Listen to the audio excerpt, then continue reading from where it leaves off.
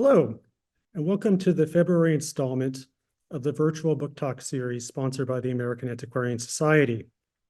We come to you from the ancestral homelands of the Nipmuc tribal community, who remain an active presence here in central Massachusetts. Today's talk features Martha Cutter and her recent publication, The Many Resurrections of Henry Box Brown, published by the University of Pennsylvania Press in 2022. Today's talk is sponsored by the AAS Program in the History of the Book and American Culture. These virtual book talk series highlight recent scholarship broadly related to book history, print culture, and material text. And now a little bit of background about the American Antiquarian Society. The Society is both a learned society and a research library, founded in 1812 by the printer and publisher Isaiah Thomas. Our mission is to cultivate a deeper understanding of the American past, grounded always in our ever-growing collections of books, manuscripts, periodicals, and the graphic arts. These materials in our collections are produced before 1900 in the territories that became the United States, portions of the Caribbean, and Canada. The Society sponsors an inclusive community of inquiry through our public programs and through generous support of scholarship. We welcome researchers from around the country and around the world to come here to use our collections and also through our digital resources. To learn more about the library and our programs, please visit our website at www.americanantiquarian.org. Throughout today's program, I am joined behind the scenes by my colleague, Stephanie Corrigan. Stephanie will post relevant information into the chat, including instructions on how you can use the Q&A function later in the program. We encourage you to post your questions into the Q&A after today's speaker has finished their talk. As a reminder, today's program is being recorded and it will be available on our YouTube channel in a few days. We thank you for watching today's program, and as a nonprofit organization, we welcome any support you can give us to help us with our mission. And now it's time to turn things over to today's speaker, and I'd like to introduce her now. Martha Cutter is professor of English and Africana Studies at the University of Connecticut, where she has taught since 2006. She is both the author and editor of 5 books, many of which focus on race and visual culture.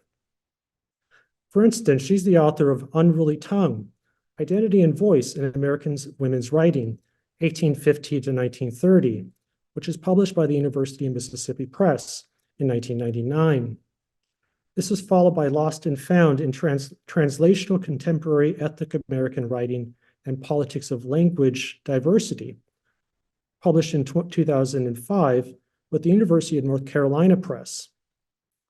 Another book was The Illustrated Slave, Empathy, Graphic Narrative, and the Visual Culture of the Transatlantic Abolition Movement, 1800 to 1852, which came out with the University of Georgia Press. She's also co-edited a volume called Redrawing the Historical Past, History, Memory, and Multi-Ethnic Graphic Novels, also from the University of Georgia Press in 2016. And of course, her most recent book is the topic of today's talk, The Many Resurrections of Henry Box Brown, for which she was awarded an NEH Fellowship for the research and the writing of this book. And now I'd like to turn things over to today's speaker, Martha Cutter. Hi, everyone. John, thank you for that lovely introduction. And Stephanie, thank you for your help. And thanks to the American Antiquarian Society for inviting me here today. I am going to share my screen. I have a PowerPoint. And thanks to the audience, thanks to everyone for coming here today. I really appreciate your attendance. And also my email is on there. And one of the reasons I love doing these talks is that sometimes people will email me afterwards. I feel like there's still a lot of information out there about Henry Box Brown. So if you know something or you have some ideas, please email me, or even questions. So my book is called The Many Resurrections of Henry Box Brown, and you can see the cover. And because it's Black History Month, you can go to University of Pennsylvania Press and their website, www.pennpress.org. And if you enter Cutter 30, you will get a great discount on the book. It's already discounted because it's Black History Month, and I think it brings the price down to roughly $35. It's a big book with lots of pictures, makes an excellent holiday gift if you're looking for something that's beautiful and nice. In any case, thank you again for coming here today. I have a talk that's about 35 minutes, and then hopefully we'll have plenty of time for Q&A. So,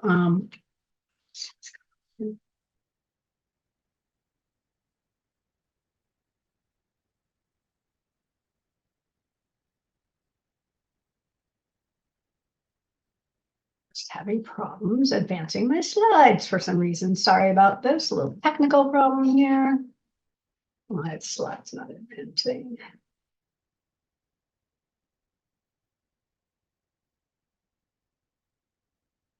Yeah.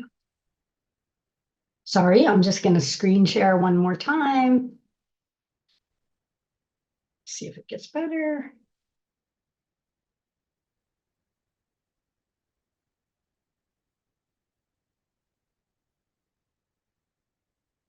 Here we go.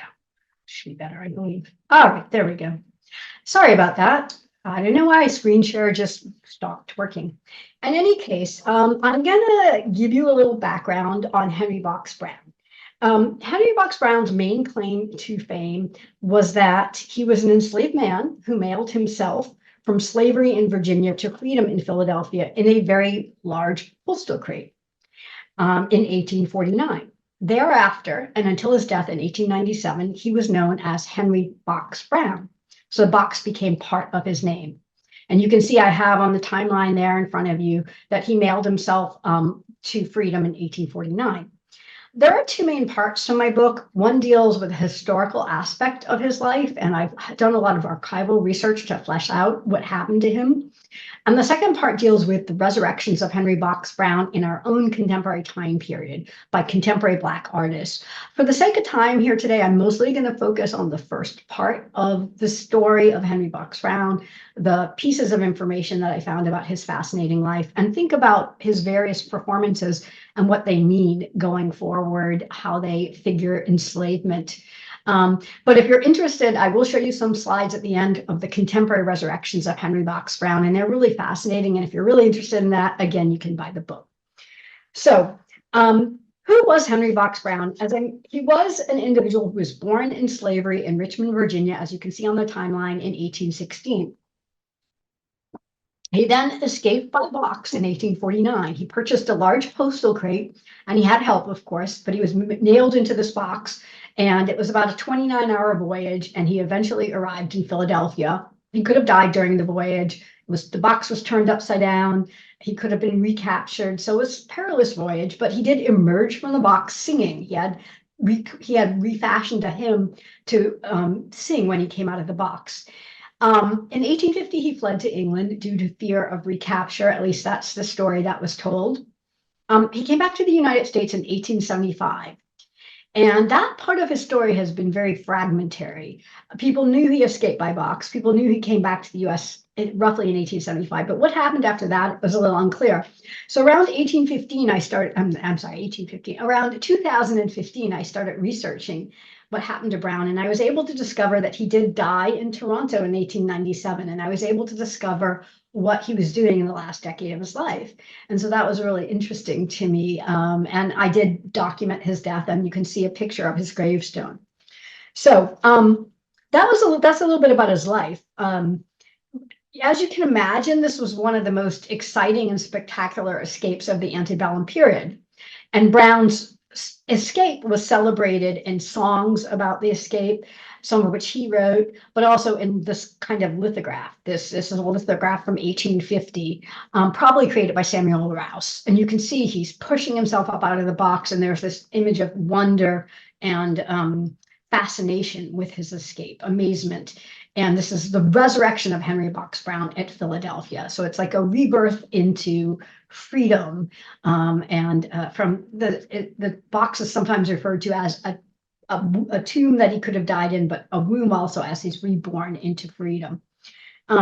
So his escape was celebrated in songs and in pictures like this one. He rapidly became a famous anti-slavery orator, and even speaking with well-known individuals such as Frederick Douglass. And he toured the United States and England, where he fled in 1850, possibly due to fear of recapture, with a panorama about his escape from slavery. And this was called Henry Box Brown's Mirror of Slavery. So panoramas were 19th century visual art forms. And I think of it as like the 19th century version of cinema.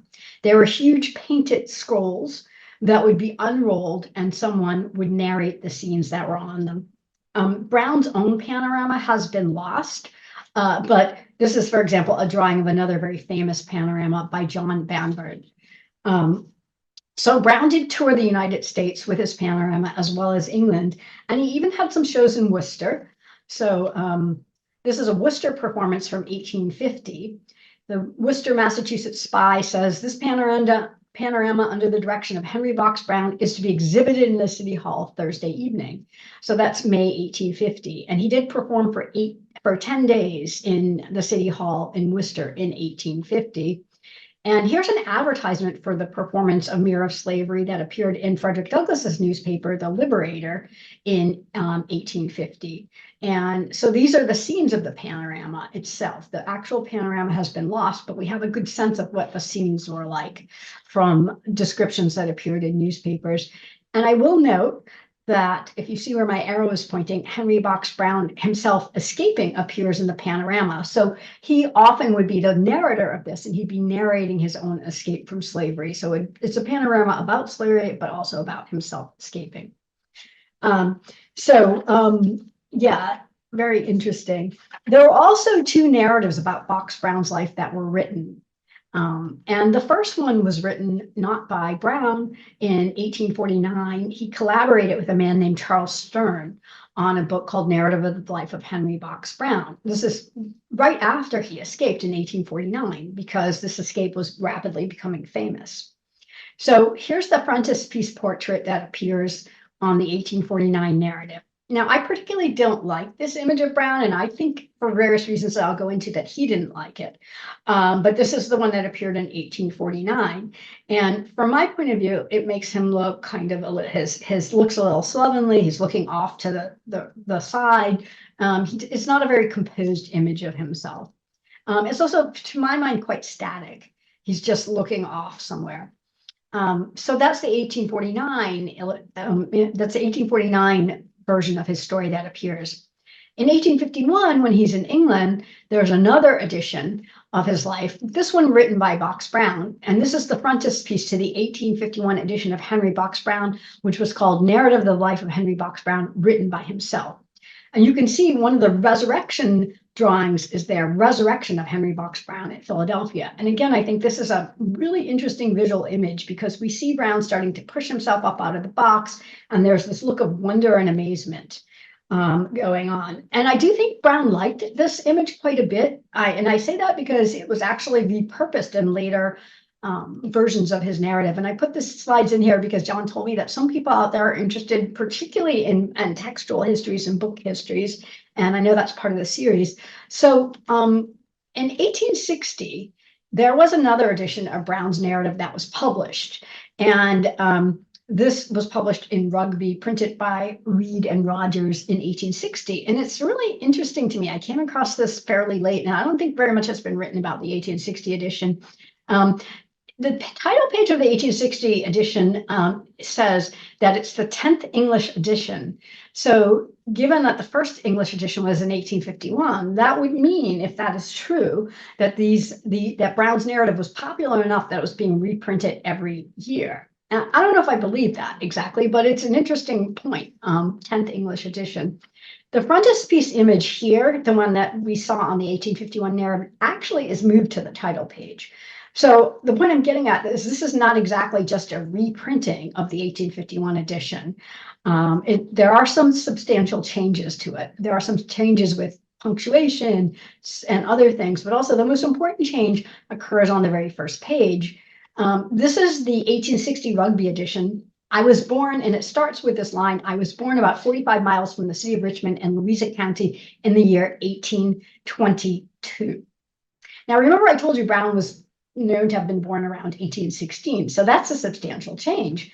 And if we compare this with the 1851 edition, we can see that, like many performers, he was shaving some years off of his age. And the 1851 edition starts, I was born in the year 1815. So, of course, many enslaved people didn't know exactly when they were born, but they had a sense. And so we'll see this throughout the presentation. Brown did often shave years off of his age, as many performers did. So, but anyway, the point I'm making is this is not just a reprinting of the 1851 edition. There are some substantial changes to it. In any case, I'm getting into the subject of Brown's presentation of himself visually, or his manipulation of himself visually. And we know that many enslaved individuals, such as Frederick Douglass, were very conscious of how they were being seen visually, and of the portraits of them that would appear, and of the frontispiece drawings in their narratives, and that they carefully controlled them. So this is an image of Frederick Douglass from 1852. Now, Douglass was the most photographed American man in the 19th century. He was more photographed than President Lincoln. And Douglass very carefully controlled and curated his images as much as he could. He understood the camera very well, and he knew how to use it. And so this is a typical Douglass portrait, where he is very carefully composing himself. You can see his hair is very carefully combed. He's got a very nice, elaborate outfit on, and he's got an expression that is righteous. Some people even describe it as angry, but it's a very powerful expression. And Douglass carefully maintained this expression through a series of photographs throughout his life. And so many formerly enslaved people used images of themselves to create an image of the free individual as literate, civilized, composed, dignified. But one of the things about this image is it doesn't change that much over Douglass's life. Now, I argue in my book that Henry Box Brown took a very, very different attitude towards the creation of his visual persona, which is to say, rather than creating one visual persona, he multiplies his visual personas throughout his life. And I think this is his way of creating a kind of freedom for himself, as I'll talk about at the end, that he has this kind of subjectivity, that is this visual identity, this visual performance that is changing throughout his life.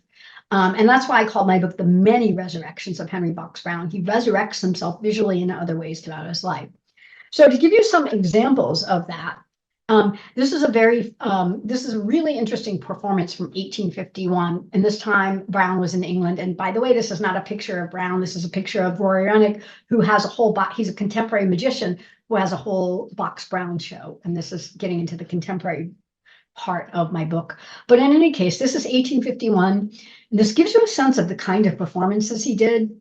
And this says, great attraction caused in England by Mr. Henry Box Brown, a fugitive slave who made his escape from Richmond in Virginia, packed up in a box. Mr. Brown will leave Bradford for Leeds on Thursday next, May 22nd at 6 o'clock, accompanied by a band of music, packed up in the identical box, arriving in Leeds by 6:30, then forming a procession through the principal streets to the music hall, Albion, where Mr. Brown will be released from the box before the audience and then give the particulars of his escape from slavery, also the song of his escape. He will then show the great panorama of American slavery, which has been exhibited in this country to thousands. So this is a really interesting performance where Brown is engaging in all kinds of activities. He's got the parade through the street. He's jumping out of the box on stage. He's got music. He's got a band. He's telling the particulars of his escape, which is a narrative, and then also showing the panorama. So this is a multimodal form of performance where he's using all these different media to create this sensational show. And Brown did fall out of favor with the abolition movement, in part because he was so showy, and also, I think, because of his creation of many, many different personas. So it's a really good example of how, even from 1851, he was not sort of playing by the abolitionist rule book, if you want to call it that, in terms of how he presented himself and his message. So this is I'm not going to go into this too much, but Brown also was an actor on the stage in England. And I wrote a whole article about this, so I'm not going to go into it too much, but this is another one of his identities. He did act in England in 1857 in 3 plays. On the one that I mentioned in the middle there, The Fugitive Free, he played himself. He played a man named Henry Box Brown, but it's not exactly Henry Box Brown because the man in the play does get free by shipping himself in a box to freedom, but he also has things happen to him that never happened to Henry Box Brown, like he's auctioned off in this scene in the middle of the play. So that never happened to Henry Box Brown. So he's got another identity on stage as an actor, which is really fascinating. He's playing some version of himself. He also had a lot of different alter egos or personae or avatars, if you want to call them that. He was known to parade the streets of England dressed as an African chief. And here is one advertisement from 1861 where it says he's presenting the panorama of slavery, but during his stay, Mr. Brown, who is a man of color, has attracted considerable attention. On several occasions, he paraded the streets dressed as an African chief. So he has this African chief costume. Also native prints. This is a really fascinating poster from 1859, also from England. This is a performance in Shrewsbury. And you can see at the bottom, it says Mr. H. Box Brown will appear in his dress as a native prince. So he has very multiple identities already as we're seeing him in the middle of the poster in his box, one of these resurrection prints coming out of the box, but then he's got this identity as the native prince. So, and that's at the bottom of the page there. Mr. H. Box Brown will appear in his dress as a native prince. Brown was also known to have another persona, another kind of costume as a Native American or some sort of Native identity. And this is an advertisement from the Jersey Independent and Daily Telegraph from 1862. And he's performing the panorama of African and American slavery. And if you look at where I have the arrow, it says where Mr. Brown will announce the winners in his Indian costume. So he had an Indian costume that he would wear from time to time. We don't really know what that consisted of, but I will point out, and you're probably seeing this in the advertisements itself, that at this point, his performances have become kind of circus-like. There's a circus-like atmosphere. And if you look at the top of the advertisement, it says continued success of the panorama of American and African and American slavery, exclamation point. Roars of laughter at the extraordinary sayings and doings of the mesmeric subjects. I'll talk about that in a minute, but mesmerism was 19th century version of hypnosis. And so he's gone into the field of hypnotizing people on stage. More novelties, donkey races in the road and in the circus, silver cups. So his performances have taken on this carnivalesque atmosphere to them. And it's really fascinating to look at how he manipulates his performances and attracts an audience via these kinds of, like the donkey races, for example. People would bet on donkeys and the winner would win a prize. So yeah, another example, but I picked that one out because he's wearing this Indian costume. Another example of the Indian costume is from 1867, where it says he's doing mesmerism, but then it says entertainments given in the county hall and by a stalwart Indian named Henry Box Brown, attired in the full dress of a native who escaped from slavery in a box, from which circumstances he received that appellation. So again, as you're seeing with some of these illustrations and the advertisements, Brown was also moving into the field of mesmerism, hypnosis. And in 1867, the Cardiff Times reports that Brown was having great success in England with his lectures on the subject of mesmerism and electrobiology. So electrobiology was part of hypnosis, where electrodes would be attached to people and it would trigger the mesmeric state. So Brown had moved into the field of mesmerism, which I think is fascinating. And he apparently became quite good at hypnotizing people. So in one of his shows, there is a discussion of performance in which and this is from 1868, in which 16 to 18 young men are collectively hypnotized by Brown on stage.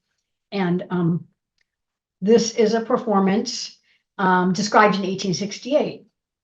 And so again, remember, there's 16 to 8 people on stage. And it says at first they were seated around the platform with their heads bent forward. And after Mr. Brown had made a few motions with his hand, they successively dropped off their seats in a profound sleep. Having been awakened by the mesmerizer, they were in succession given a fit of sneezing, a horrible fit of the toothache, made to march, dance, sing frantically, whirl their arms around, chase and catch imaginary insects, fancy themselves in the cold regions, and commence skating and sliding in all directions across the platform. And if that's not enough, as the climax, to imagine themselves converted into sheep, going down on all fours, imitating the peculiar noises of those animals, and devouring with great avidity greens and cabbage cast to them. And I've seen this in a few other shows where people are collectively hypnotized to believe they're sheep, and they're running around on stage gobbling down raw cabbage, or at least that's what gets reported. Kind of fascinating. I think there's some really interesting implications here. What do we make of an individual like Brown, who was enslaved himself, who was forced to do the bidding of other people, turning the tables, making the spectators of his show the objects of the gaze, the object of ridicule, and in fact, animalizing them. I believe that when a formerly enslaved man, such as Brown, exercises dominance over a white audience, there is a profound, powerful subversion of accepted norms in which whites control blacks and enslavers command the enslaved. And in England, Brown was subjected to racist names, and he was called various names by the press, such as Sambo or the N-word, or savage, uncivilized. And so I think, although slavery had been abolished in England, of course, there's still this interesting subversion of accepted norms in which he's the uncivilized and the audience is the civilized, and turning that around. And the reporter also says that when people woke up from their mesmeric trances, they were really embarrassed to hear what they did. So I think that's really interesting. So Brown returns to the United States in 1875 with a family magic act. And he returns with his wife, Jane, who he married in England, and his daughter, Annie, and they perform together. And also his son, Edward, who we're not sure if he ever performed with the family. But he does come back to the United States in 1875. And he does have this family magic act. He did have I'm not going to talk about this, but he did have a reprise of his engagement in Worcester in 1878. This Worcester Evening Gazette mentions that Brown is a sleight of hand performer, and he will be performing in Washburn Hall. And that's, you can even see an advertisement for the performance, but it's not very specific. So I think a better sense of what he was doing by 1878 comes from this poster when he performed in Brookline, Mass in 1878.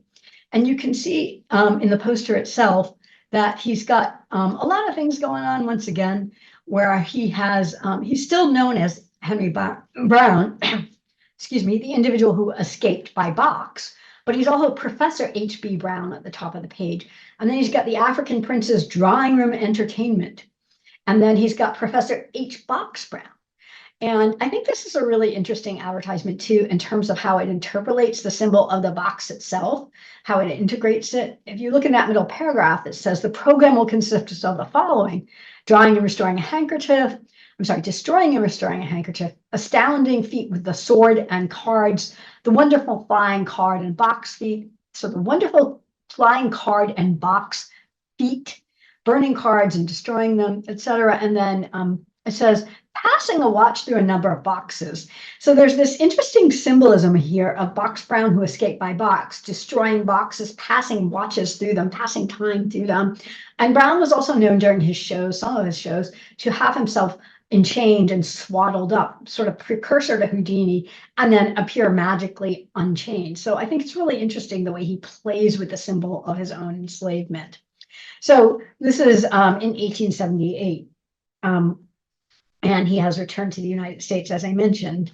I think it's really interesting if we look at this poster to think about the various identities that are being manifested as he performs. We do have Professor H.B. Brown, which seems to be a present tense version of himself. We also have the African Prince, which is perhaps an allusion to his royal past in Africa, presumed royal past in Africa, or imagined future in which he has transcended the legacy of enslavement. And then there's still Henry Box Brown, the individual who escaped by box. And this poster to me signals the problem of the ex-slave, and we have people like Frederick Douglass referred to as the ex-slave. which is to say that there are these different identities. We have the individual who was enslaved, haunted by the trauma of slavery, and he has multiple identities as the individual undergoing this trauma, a past tense identity, the individual writing about it or performing it in the present tense moment, and a future self who still may not be free from the legacy. Brown also, in addition to all these things that he seems to have been doing, magic, hypnosis, performing the panorama, had a little bit of a career as a healer. I'm not going to talk about that too much, but I just think it's really fascinating. This is an advertisement in 1882 while he is living in London, Ontario. And I was the first person to document not only that he died in Canada in 1897, but also that he did move to London, Ontario in the 1880s, and that's where he was living. But this is an advertisement, and he's asking leave to address to use a hall. And he says that he wants to he wants the use of the hall for a lecture, and he was going to expose conjuring, give an exhibition of legerdemain, which is magic tricks, and lecture on animal magnetism, which is part of the hypnosis, biology, sociology, trichology, and mycology.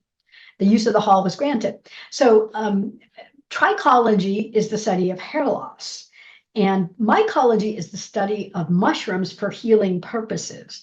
And in England, Brown also claimed that he had cured people of various ailments, such as rheumatism, by use of his mesmerism. And we do know that hypnosis has been known to help people with various ailments. So he's moved a little bit into the realm of a healer by this point.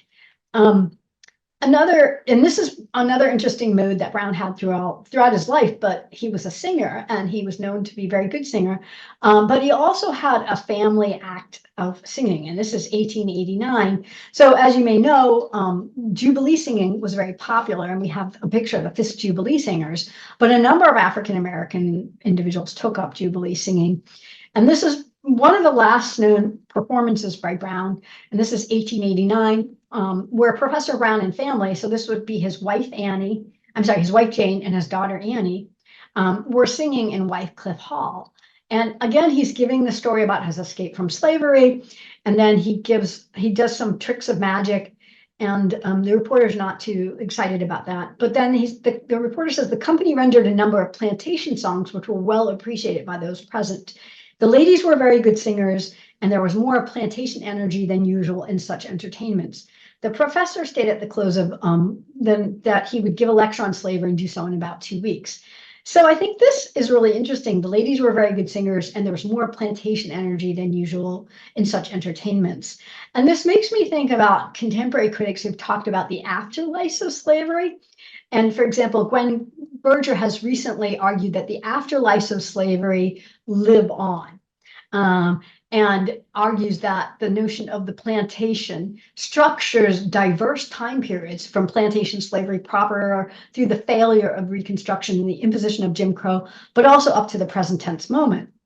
And I think it's interesting, perhaps into having Jane, who was a white British citizen, and Annie, who was born legally free in England, musically inhabit the traumatic temporal moment of slavery and the antebellum past.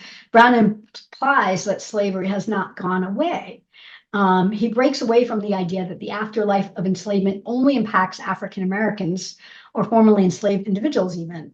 The plantation becomes a moment that floats free from time and even from space.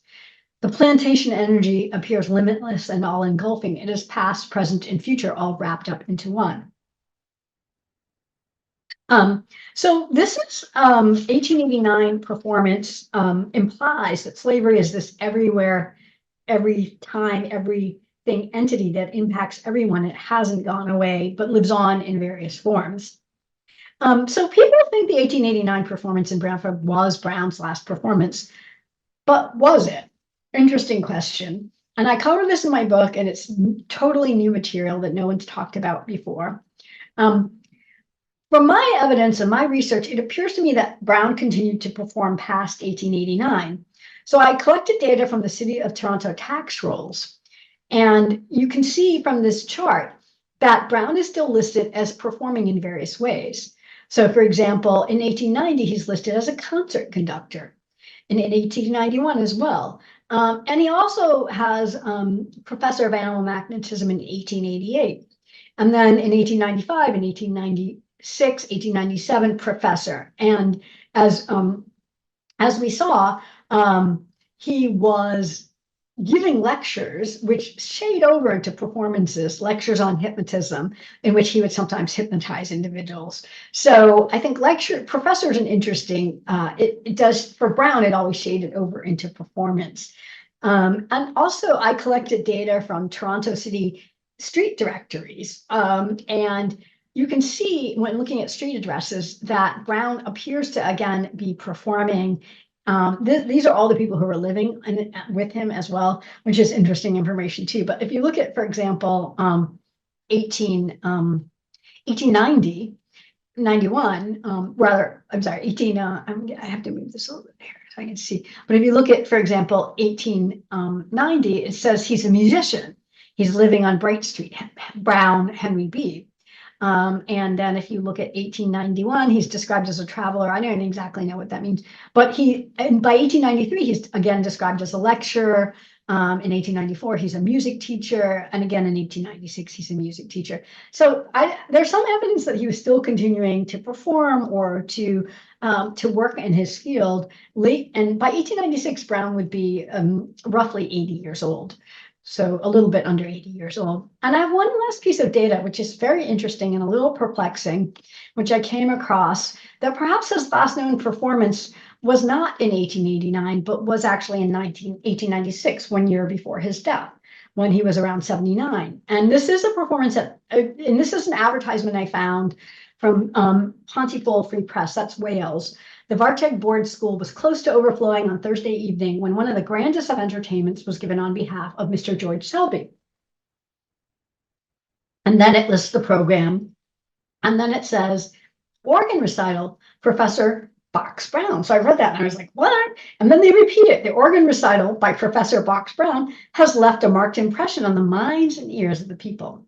So when Brown was in England, he did perform many, many times in Wales. He seemed to have enjoyed performing there. And so I researched this to try to figure out, was Brown really back in England? And I was able to find some evidence that I have not found passenger records that transport Brown to England in this time period, but I have found one passenger manifest that suggests a return of the Browns, Jane and Henry, to Canada in November of 1896 on board the ship Halifax City, which traveled from London to Halifax. So that's 1896. That was I think that was in May of 1896. That information is not definitive because the passenger manifests from that time period are kind of sketchy. But if this was a performance by Brown at the Varteg School, it would be the last known performance by him in 1896. And it's fascinating to me that here's an individual who is almost 80 and he's continuing to perform and have this kind of vigorous life. What I think is also really interesting, even if it's not Brown, is it seems that in this year, 1896, someone may have been impersonating him. It wouldn't be the first time, but he left England in 1875 and people are still impersonating him, playing him on stage 21 years later and actually 50 years after his escape from slavery. So that's fascinating. It speaks to the way he lived on in the minds of the British public, even if it's not Brown performing.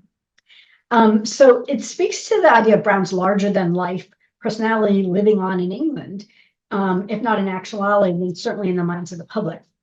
So as I mentioned, Brown died in 1897, and I was the first person to find his grave and to figure out where he died and when he died and what he died from and what he was doing in the last 10 years of life and where he was living. And that was around 2015 or 2016.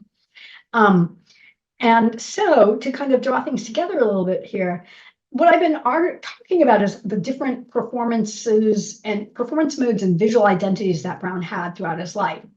If we think back to Frederick Douglass kind of carefully curating and crafting this one particular image of himself, we see something totally different with Brown, that he's got multiple visual identities and multiple performative identities. He's got the visual identities and the narratives, the drawings of him, and in the panorama where he appears as himself. But then he's got this identity as a hypnotist, an actor, an African prince. He's appearing in his Indian costume. He's a healer. He's a magician. He lectures on sociology. I also found a couple of notices where he did seances, and also he was a ventriloquist, a couple of performances where he was said to engage in ventriloquism.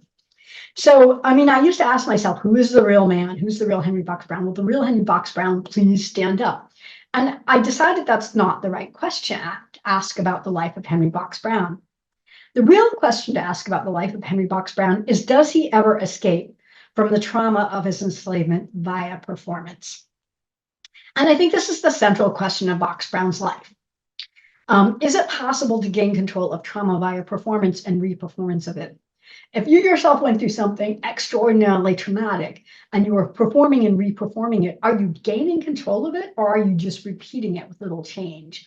And also another question is, and I think this is what I get into with my argument, is the question of, are you repeating it with little or no change? Or my argument is that Brown was able to manage the trauma of his enslavement, but not evade it.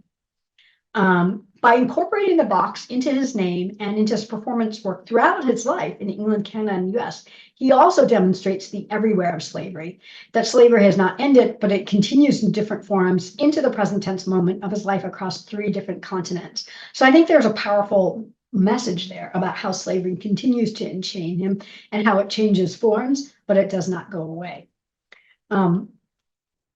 So I do think, though, that there's a way in which his performances create a type of freedom for himself. I think his constant remaking of himself creates a type of freedom.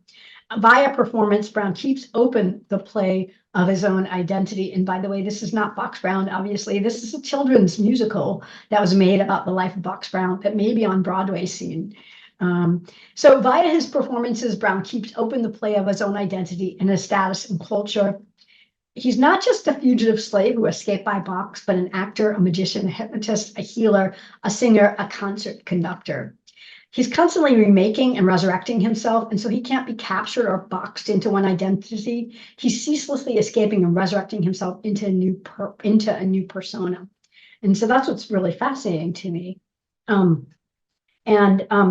think this is also why he is so fascinating to contemporary artists. He's a very out-of-the-box figure, although he always has the box with him. He's always jumping out of that box, but also demonstrating that you can't really escape that box. So it's like a very interesting paradox. He's always outside the box, jumping out of it, but also enchained by it in a certain way. And I do think this is why contemporary artists are fascinated by him. And like I said, I'm not going to give you a lot about the second part of the book, which does concern contemporary resurrections, but I'll show you a few quick slides about Henry Box Brown today. And this is one of my favorite, a very well-known African-American artist, Glenn Lee Gahn, had this exhibition in 1993 called To Disembark. And it's got these boxes, and they say fragile, handle with care, and also lithographs of runaway slaves on the wall.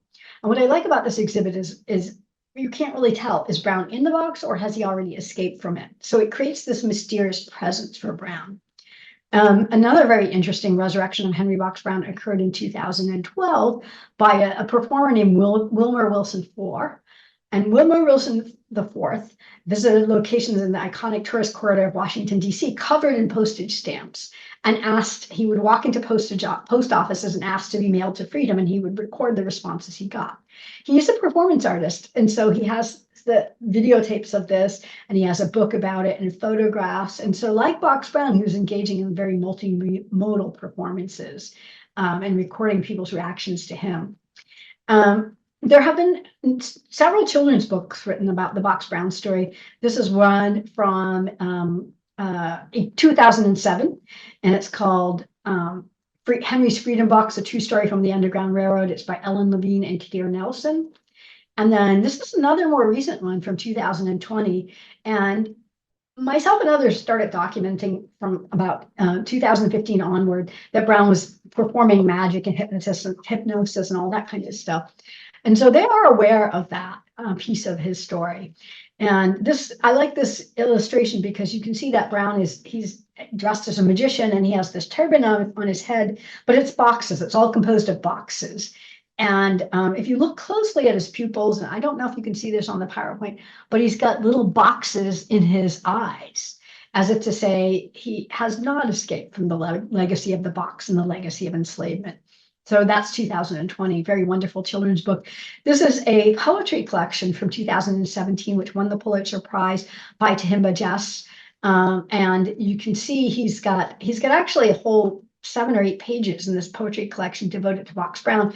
He's got the resurrection print, but he's also giving Brown voice on the left-hand side of the page. Confined up in this here box, that's me, Henry Postage Paid Freeman. I tell myself that I ain't scared beyond death. So there's this dialogue going on with Box Brown and one of his captors. And he actually, Tahimba Jess also encourages you to tear out this page of the book and roll it up so that you can kind of manipulate the dialogue itself. So really cool, I think, again, getting away from the notion of flat performances, like he's actually encouraging you to play with the text, the poetry text itself.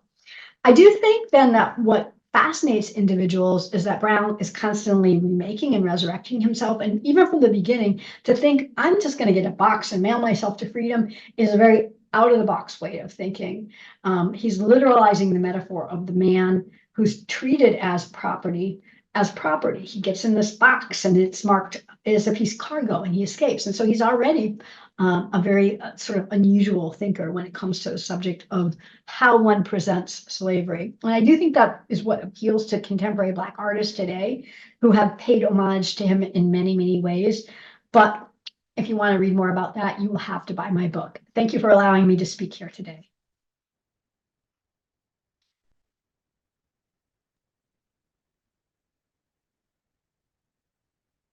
Wonderful. Thank you, Martha. That was fantastic. And I know that the audience will have many questions for you. And as a reminder, please, audience members, please do post your questions into the Q&A part of on the Zoom on the bottom. Just to get us started, I was particularly struck when I read the book about a topic you mentioned many times, which is mesmerism.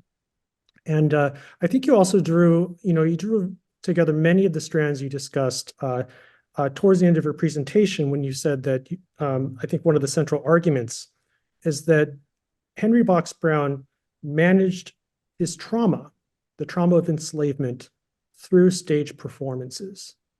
And, it makes me curious about how mesmerism fits into this. And I guess the question amounts to something along the lines of, do you think he actually believed in mesmerism?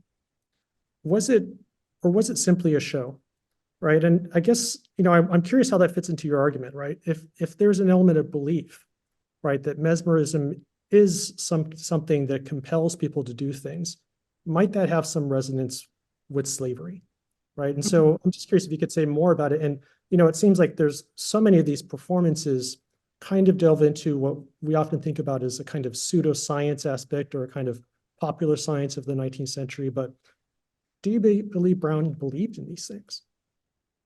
I also study medical humanities, and one of the things we're very interested in is the power of the mind and, how it can, if you want to call it the placebo effect or whatever, but hypnosis has been known to cure people of various ailments. But it is the power of the mind. And I think Brown firmly believed in the power of the mind to convince people to do things, and maybe for healing purposes too.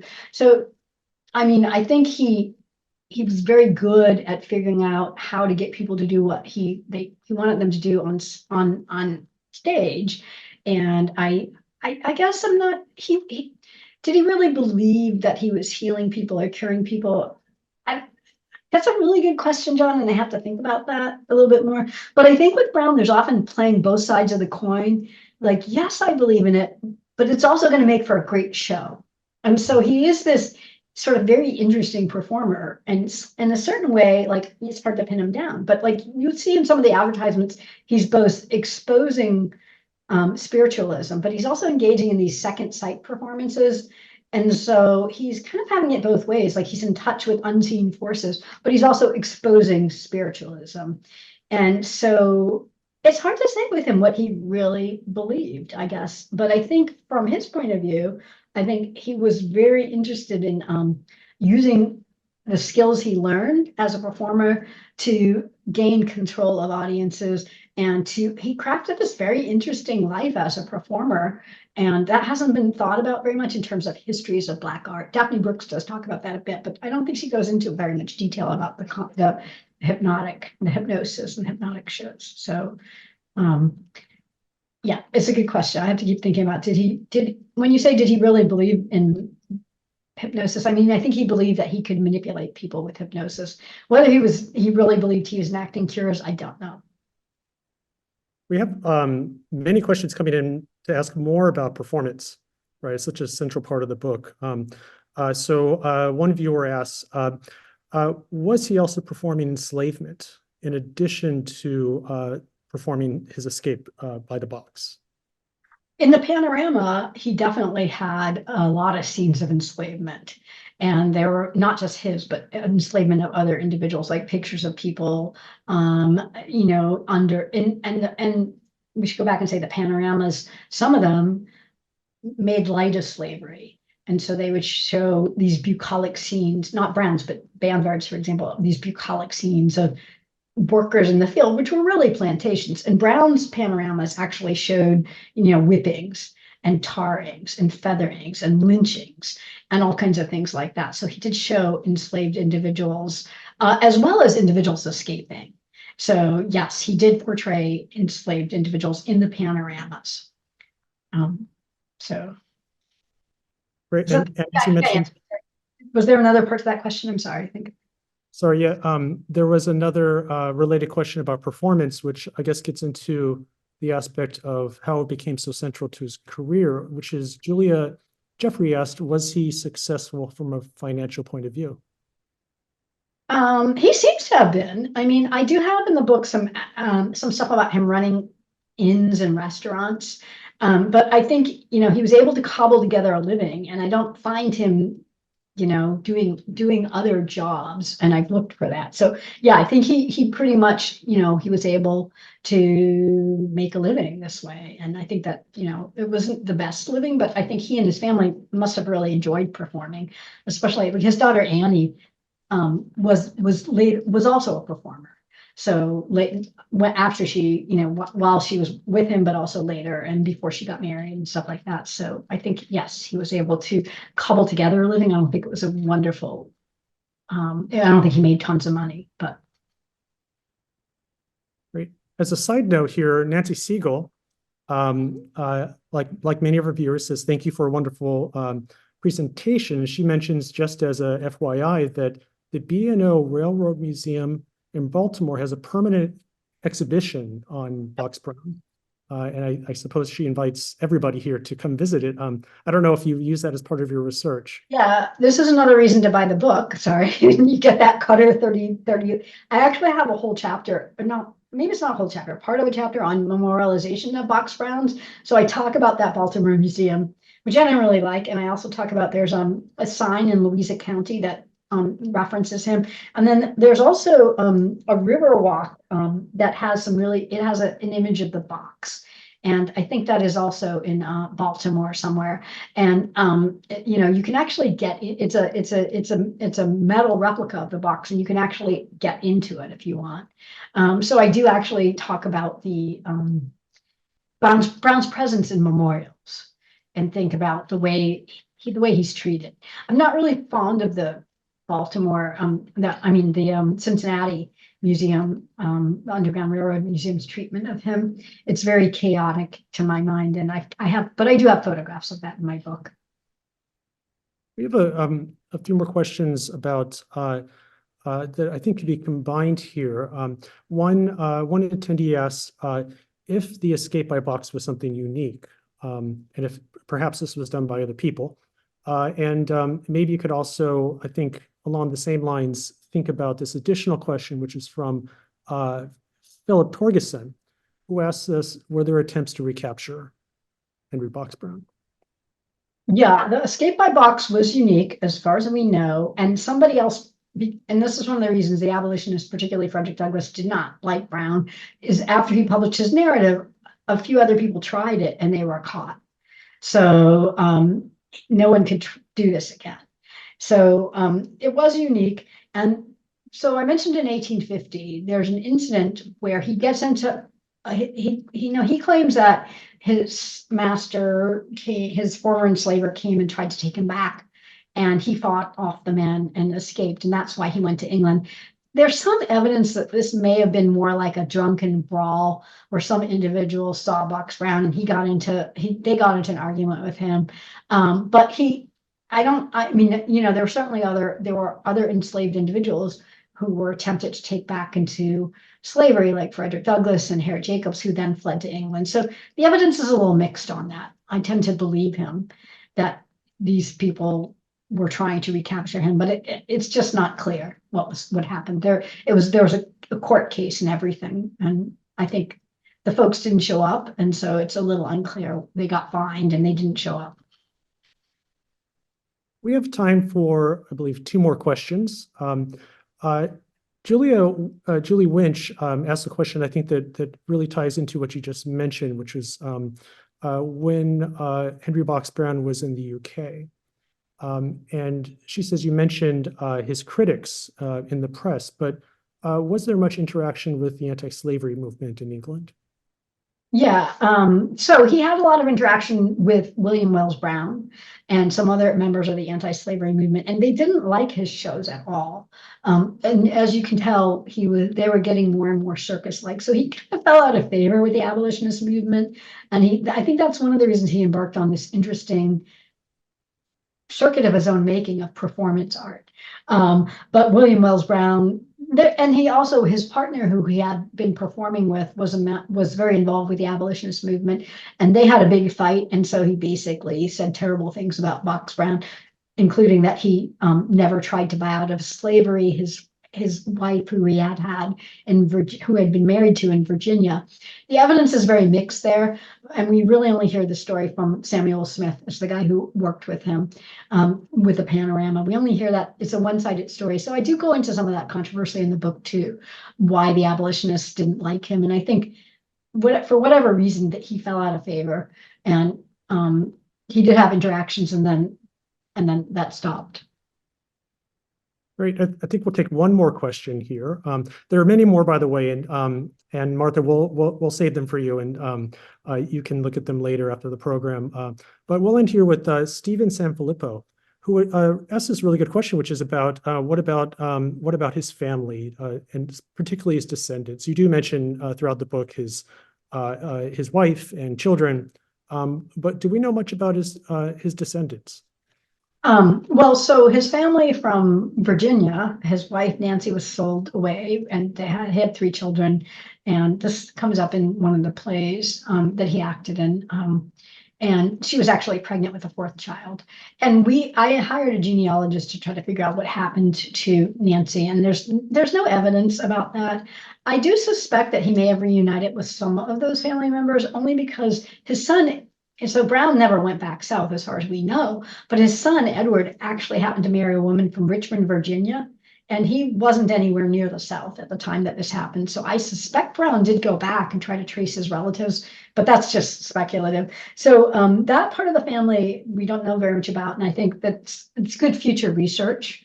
The other side of the family, like I said, he married this woman, Jane, and they had Annie was their daughter, and she lived till 1970. She had a lot of children, and that side of the family, some members of that side of the family are still around, and for various reasons they don't want to come forward, and I won't go into that, but maybe eventually they will, as they start to recognize that he was a very interesting individual.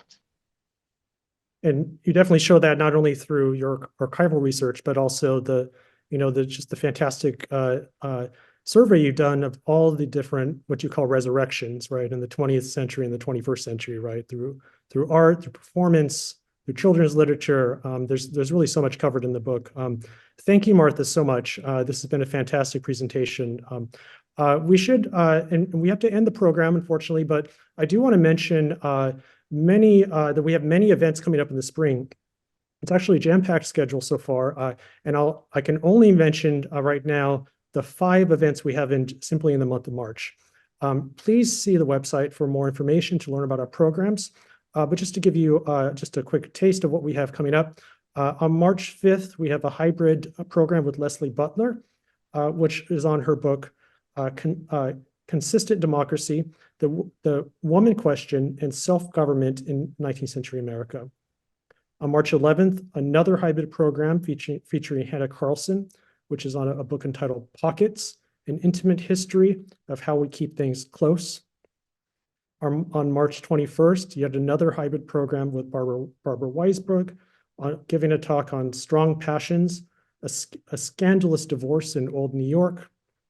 And March 26th, a talk by AAS member and counselor Manisha Singha, which is going to be on her new book, The Rise and Fall of the Second American Republic, Reconstruction, 1860 to 1920. And this will also be a hybrid program at Antiquarian Hall and also streamed live. Finally, the next virtual book talk will take place on March 28th, and it will feature Duncan Faraday and his new book, The Haitian Revolution and the Early Republic of Letters, Incipient Fevers. Thanks everybody for coming today, and thank you once again, Martha, for this presentation, and we look forward to seeing everyone in future AAS programs. Thank you. It's great. Good afternoon. All right, bye.